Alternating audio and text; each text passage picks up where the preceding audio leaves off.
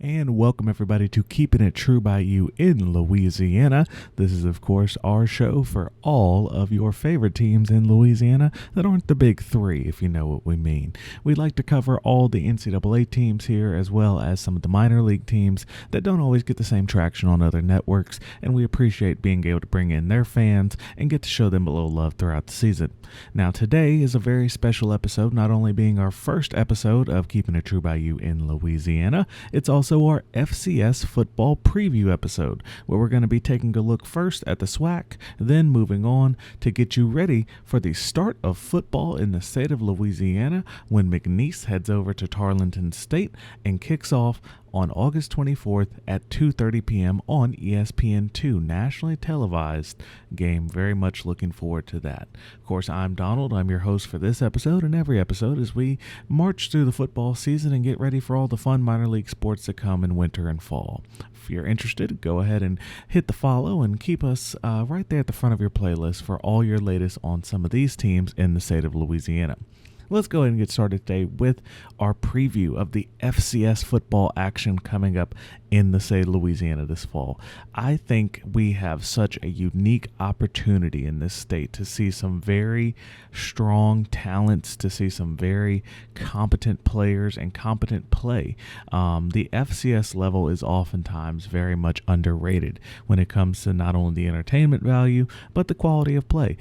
Obviously, you should never compare it maybe to your Power 2 conferences or even Power 4 now, for that matter, when it comes to college football. But make no mistake, the FCS is very much able to compete oftentimes with FBS opponents, be it in the group of five, or even, of course, they're amongst their own elites, such as North Dakota State, which you all may be familiar with the Bison, as well as other former FCS greats, such as Appalachian State. This is where we find ourselves in 2024. I find that you have two teams that are making very strong cases to be able to win their conference, and in one case, for our SWAC champion, head to the Celebration Bowl, and in the case of the Southland Conference champion, head over to an FCS playoff berth. Gotta love big-time playoff football in those FCS schools, particularly when you go up north. You're playing some snowed-in games. It's always a fun time, particularly if you can get one of the Louisiana teams. Either they're coming down here and they're getting temperature shock, or it's one way or the other. It's always a good time. So when we look at the SWAC, and particularly you have two universities here in, say, Louisiana, Grambling and Southern, historic rivals. You can go on for days. It's important to look this year at what is one of the most unique coaching storylines I think we've seen coming out of college football in general, but it will never get the surface level traction that you would see if this happened at any other school. So you have longtime Louisiana coaching legend Mickey Joseph goes up, takes the Grambling job. He was the wide receiver coach for LSU during the 2019 championship run, amongst many other coaching resume and backgrounds. Please don't think it's just that. This man is very talented, and of course he is an expert recruiter of the New Orleans market, the New Orleans area. He is named a top 25 recruiting genius in the country by folks at ESPN. Mickey Joseph knows what he's doing, and he's going over to take a program that has seen some better days, but is certainly still competitive when it comes to playing in the SWAC. What he has at his disposal is a very unique thing, and it is the previous two Southern head coaches. Eric Dooley leaves Southern unannounced and heads over to Grambling in the offseason, and then you also have as your defensive coordinator the previous Southern coach. That's a little bit strange. So to see the setup that they have going there, I think that you're taking some of the best coaches in the SWAC, putting them all on one team with an expert recruiter. You're going to be able to get some great talent. I can tell you that a one-star that goes to a Power 5 is very different from a one-star that ends up with legitimate playing time under legitimate coaches like this in the SWAC. You're going to get to see some very good football. And one of those players, not necessarily a one-star, but a player that is being recognized for what he could be doing for us this year in the state of Louisiana. Of course, I am not related to Grambling in any way, but I support the state. I support what they're doing up there. It's good stuff.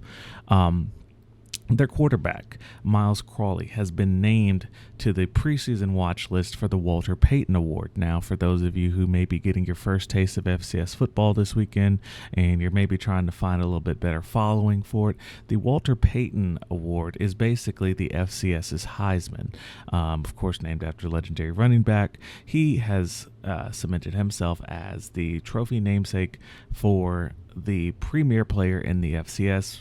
Some of these previous winners you can think of that may have come through: Tony Romo's, Jimmy Garoppolo, so forth and so on. Very big names that went on to play many years in the league. But we saw Miles Crawley last year, particularly if you're just a follower of LSU when it comes to college football in this state, put up a very strong performance in that first half against LSU's defense last year, showing that he can move the ball against some of the most elite players. And that was cemented throughout the remainder of the season, where he put up a total of 2,300 passing yards, 16 touchdowns, completing over 60% of his passes. Now, one of the things to note is that in that Grambling system that they had going, that was not necessarily the standard. It was very much exemplary. It was very much a showing of skill level.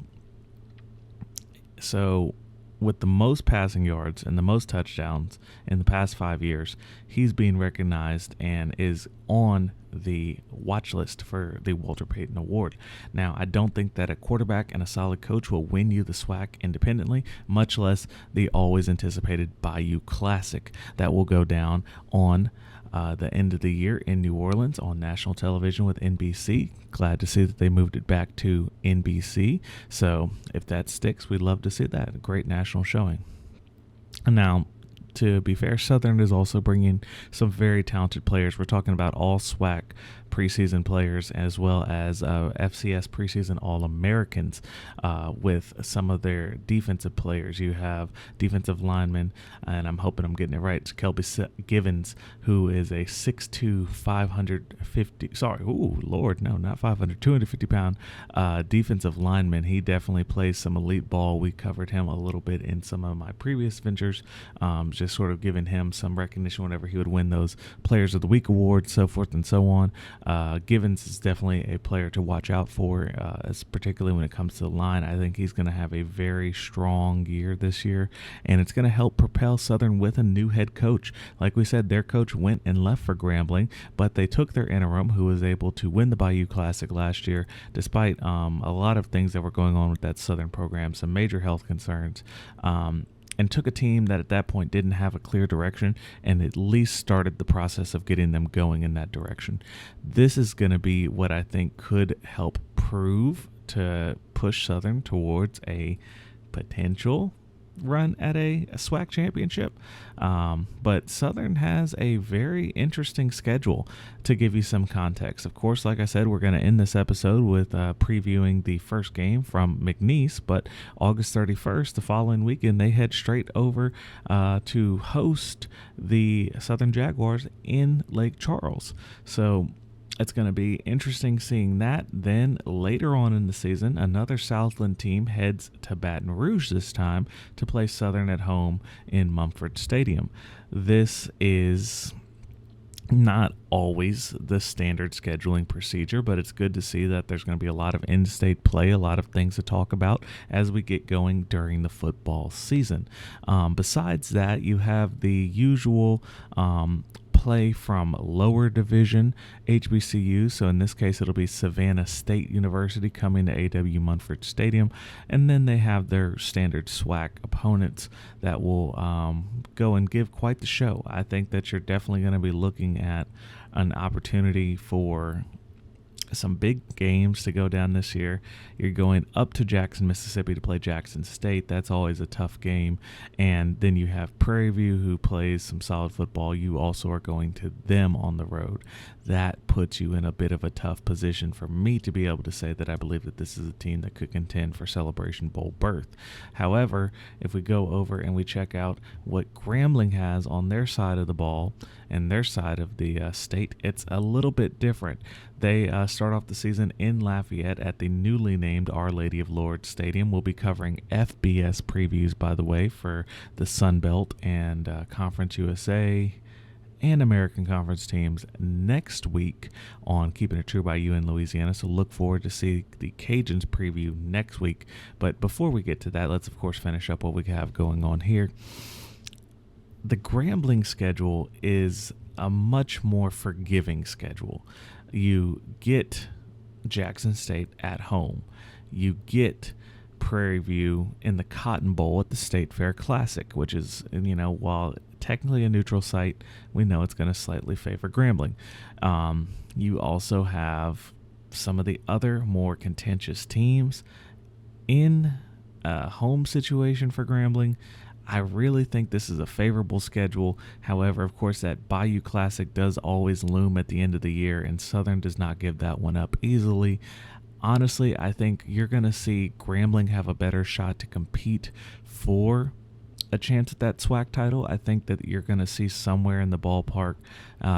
Also, for their other non-conference game, they take on Tuskegee University from the smaller side of things, and they take on Texas A&M Commerce out of the Southland.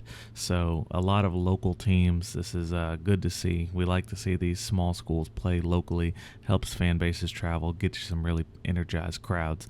Ultimately, though, I have to say this for Grambling, I do believe that they might fall a game or two short in the standings as far as it comes to gaining that berth to a SWAC championship. Although if the cards fold a little bit differently, if they, maybe take a turn or two differently here, I don't see why this team couldn't compete.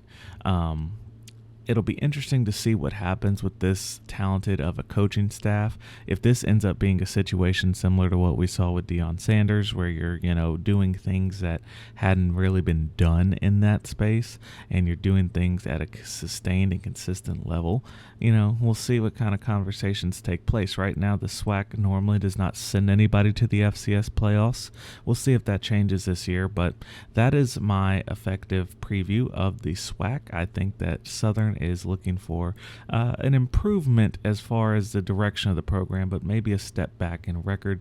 I could see anywhere from 5-7 all the way up through maybe a 9-3 year if things went really well.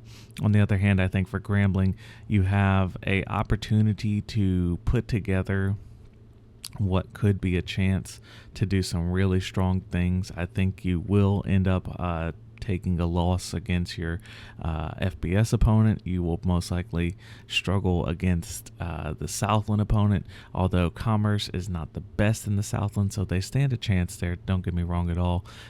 This team could easily end up with just a 2-loss team just due to the way how their schedule falls with the home games against some of the stronger opponents. You have the State Fair Classic, of course. That gives you an opportunity to do some things that maybe a team like Southern, while maybe they're equal footing right now, and we'll see that in the Bayou Classic to end the year, I still think that it's honestly going to be very contentious, very close, and we'll be, of course, watching what happens over there off of I-20 to let you know what goes on for them, and down off of 110 for the Jaguars. Now, as we transition here to Southland Conference play, Southland Conference standings, this is a very different set of circumstances. You had Nicholls come and put on a absolute clinic on how to make a run for your conference championship last year, with ending the season strong and ending up usurping the long-ranked UIW throughout the year, who you thought was going to have a chance to do some things in the FCS playoffs, but much like in NCAA basketball or any other sport, the conference champion is what matters. So with Nicholls stealing their conference championship away from a team like UIW last year, although they made a very quick first-round exit in the playoffs, they still proved to everybody that they are a team to be reckoned with and a team to be respected. And that ended up being the case whenever you took a look at what the pollsters put out at Southland Conference Media Day. They currently have Nicholls with just 1 first-place vote ahead of UIW and about 6 total votes overall. Now, not far behind them is Southeastern. Funny thing about that is Southeastern was the preview of last year to be the conference leader to defend championships, which they had put up, but that season did not hold together at the beginning of the year, and it started to crumble. Now, they ended up making some nice runs towards the end of the year. They put some better games in place, but it wasn't enough. Now, the Southland Conference is at a very interesting position. They always have a team in UNO who doesn't field a football team. So you're already down a conference member compared to some other schools that have, or conferences, I should say, that have full football membership schools. What the Southland Conference is doing that is different is that starting in 2025, they'll bring in Grand Valley, University of Texas Grand Valley. That's down way south, if you know sort of where a lot of those G League teams, and then you previously had the Rio Grande Valley Toros. If you're following any soccer in the U.S., those are some of the locations where you'd want to look at to see where the school is located, down in the Texas Valley, south of San Antonio, basically. One of the main takeaways, though, is that in the acquisition of a football program, in the acquisition of this school, being elevated, they really only started fielding major NCAA athletics within the past 20 years. They took over the former Rio Grande Valley Toros Stadium, which was a small replica, if you will, of what was previously BBVA Stadium. I believe it's now PNC Stadium, which is where the Houston Dynamo play. Of course, we cover you all across the Bayou region, so anytime you have some questions about what is going on over there in Houston, be sure to let us know. We are keeping an eye on that. We'll talk about that another time. But nevertheless, the league will have 9 teams for the last time this year. And this is important because usually the Southland comes in as one of the weaker FCS conferences, one of the weaker opponents when it comes to FCS playoff time. So as a defending conference champion, as a team that showed that they can put on a run last year, Nicholls is currently ranked 23rd in the top 25. And they have an opportunity to maybe turn some heads with that early top 25 ranking, but any mistakes could be something that sets the team back from being able to get another ranking. I'll give you a quick look at some of the early parts of the year, and I think this is why I talk about some setbacks could be detrimental. So Nicholls, as a defending champion, opens up with a bit of an onslaught. And, I can't blame them for taking these games. They're going to get some nice payouts. They're going to be able to do some things for a program at a university that is growing rapidly. They are doing some major work down there in Thibodaux. Please do not ever sleep on what they have going on down there in Thibodaux. I, again, don't have any affiliation with Nicholls, but I do respect what goes on down there. I think it's a fun part of the state, underrated part of the state for that matter. But what is critical, though, is that they open the season on August 31st, sort of with the rest of the national scene, with Louisiana Tech going up to Ruston, and then they follow that up the next week with a home opener for LSU. So back-to-back, just heavyweights.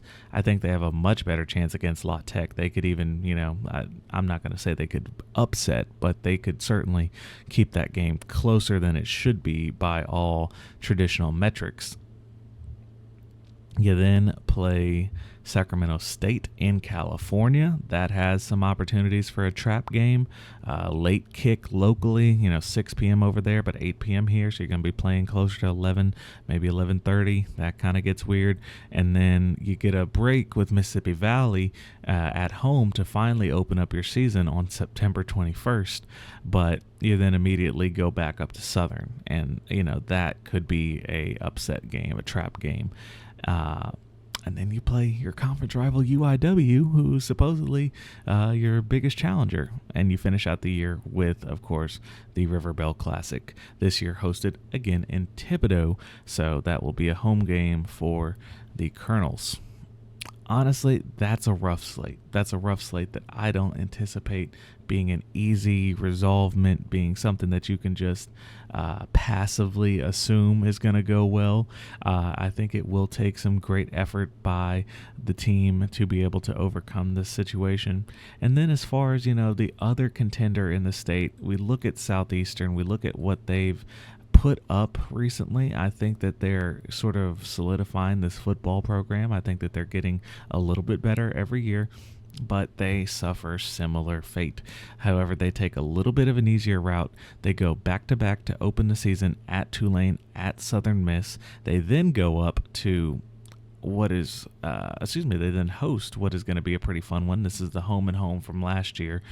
They take on Eastern Washington, which is a semi-powerhouse out of the Pacific Northwest. You may be familiar with their Red Field. You may be familiar with some of their notable alumni, Cooper Cup, just to name a few, before they again host. And this is going to be, by the way, an excellent FCS slate coming through Hammond this year. Head over to Hammond America, catch some of these games, because game number 2 at home is the FCS perennial powerhouse South Dakota State Rabbits, Jackrabbits, coming to Hammond. That will be a fun one. I'm not going to say they're favored, but I think that the Lions will definitely be able to put on a bit of a show for that one. Then they go straight into conference play, as do most of the Southland Conference teams. They don't really bounce in and out later in the year as much, unless, maybe somebody's getting a pay date in November. But what you do have is a pretty decent slate. Now, you're going to play in late October and late November, UIW, Nicholls. That could be tricky. You then, of course, have some other teams that are respectable, Lamar, and that'll be, we'll see. Senior night, you get a easy one against Northwestern. Now, I'm going to transition out of Hammond here to sort of keep this episode moving, get you ready for what we have coming up, and briefly touch on Northwestern. This is a team that you should give a pass. This is a team that I am glad to see they are fielding a roster. I'm glad to see that they are fielding a new coach who is trying to do some major rebuilding. For those of you who may not be aware, Northwestern's season ended last year early due to the tragic death of their player, Ronnie Coleman. This then led to what was already a season that was on the rocks, having to take further looks in the mirror. You had a lot of questions surrounding the coach, his involvement. What ultimately happened was that coach was let go, and then you now bring in Coach McCorkle, who is going to take over for the Demons. They are predicted to finish last. They are predicted to probably be last by a good amount. I would not expect much. I do hope that they're able to find a win or two there. Just to briefly touch on their schedule as I pull it up here, it's going to be tough to find a win, particularly a very strong win for that matter. But I do think you'll see some fight out of the Demons. I think you'll see some resolve, some real, commitment to becoming better, commitment to advancing the program. But it is not going to be an easy route for them at all. And honestly, they open up against Tulsa. You see it there in the drop down, in the layout for those of you watching. And, you have a shot. Maybe you play some weaker teams. You might be able to take one against Texas A&M Commerce at home, another team that's predicted to finish in the bottom 3 of the Southland. And that's about all they can do, really. It'll be interesting. Their senior day is against Mcneese as we finally transition out to talk about game 1 of the college football season. Honestly, Northwestern, I think 2 wins would be very respectable. You do get Prairie View A&M at home. That might be one you can take, but they're going to give you a lot of fight. They're going to give you a lot of fight in this. Like I said, this team is rebuilding. This team is trying to find a new sense of identity and trying to move on from a tragedy. So, like I say, if the Demons are able to play a whole year, they didn't get to play a whole year last year. If they're able to do that, field successful, hopefully non-injury laden seasons, they're going to be in a good spot compared to where they were previously. But let's go ahead and leave the last team in our list today for, of course, the most important discussion, which is opening the college football season. Now, Mcneese is heading on the road to Tarleton State. That is a current WAC contender out of Texas, but they have made their intentions very clear. They look to move up with haste. So who knows knows what that means for their program. They talk about potentially having FBS dreams, maybe sliding into Conference USA or, a rebuilding American, even if the, calls were to come. I'm not going to worry too much about them, but I do think that what Mcneese is walking into is going to be difficult for them to overcome. Mcneese is a team that is building genuinely. They are trying to do it the slow way, the methodical way, some would even say the right way. They have stuck with their coach, who has had some struggles as far as getting things going, getting the wins coming in great volume, but they are confident in the plan. They're confident in where they believe the team can end up, and they're going to play some of the roughest schedule that you see here, right on track with Nicholls. Like I said, FCS 21st ranked Tarleton State. That's going to be a tough one. National TV. They then again follow that up at home against Southern. That's one you could maybe take, but then they are heading over to College Station to play a Saturday game against Texas A&M. Slight redeeming quality. That Saturday game against Texas A&M is an 11 a.m. kickoff, which we know some FCS teams have caused some problems at 11 a.m. kickoffs. But outside of that, they really play a schedule that will be tough on them. They go UIW and Nicholls back-to-back in October. They can maybe try and find a little bit of a saving grace with the fact that they play 2 SWAC teams. But this is a team that's going to struggle, I think, to hit 500. It's possible. Don't get me wrong. I think they can. You take a look at games like Northwestern, Texas A&M Commerce, the 2 SWAC schools, and then maybe you could even make an argument for something like a HCU, HBU, for those who have been around. Know some good people out of that area. And that's where they're expected to be, middle of the road. They were predicted to finish 6th. Honestly, I think that if we're looking at this particular game, just to give my preview of the first game in Louisiana here on Keeping It True by You in Louisiana, honestly, I'm going to take the Cowboys to come up short in this one. I think you're looking at somewhere around a 10-point difference. There is no line published for this one right now, so we have nothing to base it on from the Sharps. But in my personal opinion, I think that there's going to be a lot of good energy on Saturday. It's a good sort of rest game after you watch Florida State and Georgia Tech open it up in the morning in Ireland. But I think that honestly it will be a tough game for Mcneese to get a W in, but a certainly passionate performance.